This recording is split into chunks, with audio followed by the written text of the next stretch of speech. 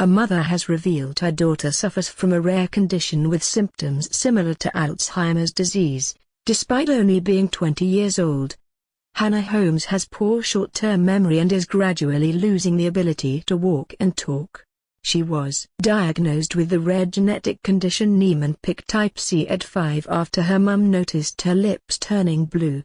A doctor spotted that she had a swollen tummy and enlarged liver and spleen, symptoms of the condition, which causes fatty acids to accumulate and clog up the brain and other major organs so they don't function properly.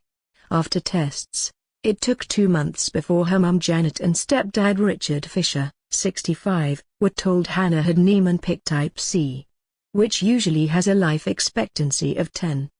However, Hannah's mother said her daughter, who has a carer for 8 hours a week, is still very sociable and loves dancing and singing at karaoke nights.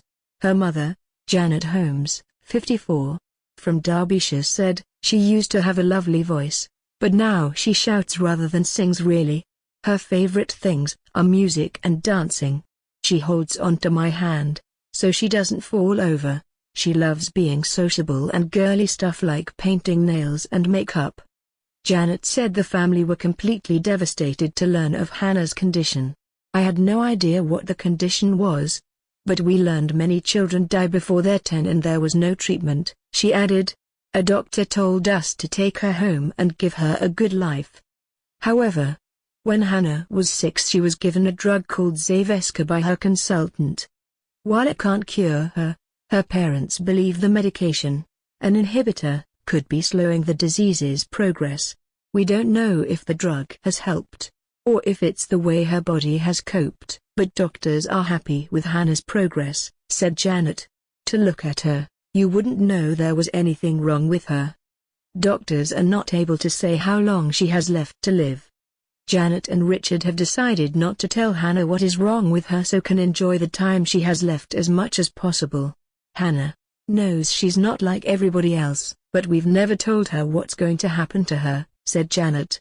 "She doesn't know her condition's life-limiting and we don't want her to worry about that. Hannah does have learning difficulties, as a result of her disorder, and has been attending a special school since she was 9. She was quite bright when she was younger and would learn things quickly and easily.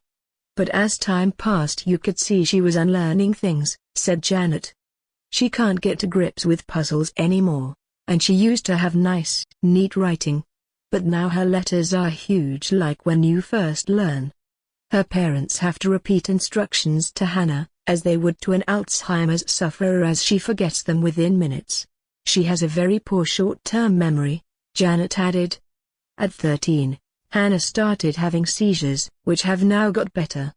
Janet said, "At first she was having seizures every 20 minutes through the day, but within 6 months doctors had them under control with drugs, although menstruation can now bring them on.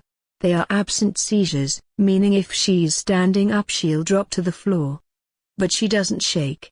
We keep an eye on her and rush to her if she falls. If we're out though, she tends to be in a wheelchair so won't fall and hurt herself. But she also has progressive problems with her speech and mobility. Hannah can talk, but her speech can become slurred and labored and sometimes you can't understand what she's saying," Janet explained. "She can only walk about the length of 3 cars by herself, too, so she's got a walking frame and a wheelchair. People with Niemann Pick get very tired and even now feeding herself is a challenge," said Janet. "When she gets to the end of a meal you can see the energy draining from her. Eventually she won't be able to do it and will need to be tube-fed."